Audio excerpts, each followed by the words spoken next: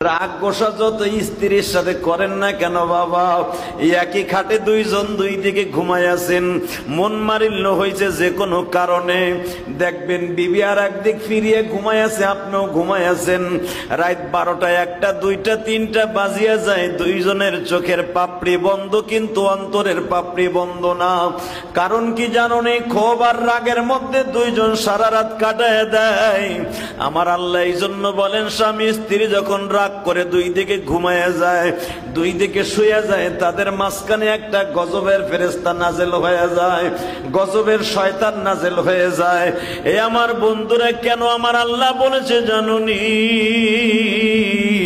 স্বামী স্ত্রীর ভিতরে মেম প্রীতি ভালোবাসা, এটা আমি খোদাই প্রদত্ত, এটা গড গিফট।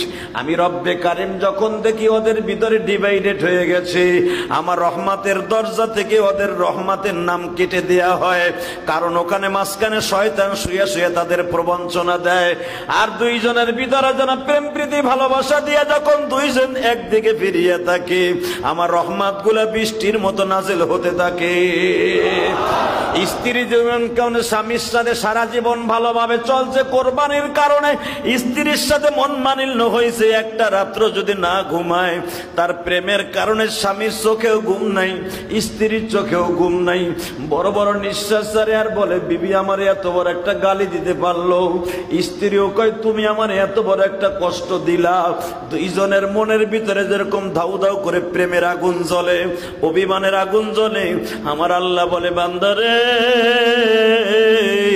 ওয়াল্লাযীনা আমানু আশাদ্দু হুব্বাল লিল্লাহ, তোর ভিতরে আমার ভিতরে একটা প্রেমের মালা আছে, তোর গলায় আমি প্রেমের মালা পরায় দিছি, আমার গলায় একটা রাইখা দিছি। তুই যখন প্রেমের মালা ধরে একটা টান দিয়ে বলবি, মালিক, আল্লাহু আকবার, আল্লাহু আকবার, তুমি আমার বড় মালিক, দুনিয়ার আর কেউ বড় নয়, তুমি আমার রব, তুমি আমার সব। এই কথা যখন একবার বলবি,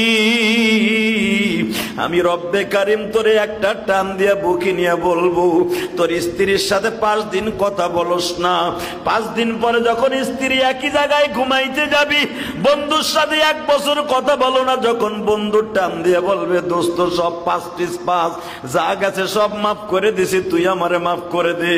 দুই বন্ধু বুকে বুকে নিয়ে দেখবেন, এই কান্নাটা কিন্তু দুঃখের কান্না না, এই কান্নাটা বাবা হলো সুখের কান্না।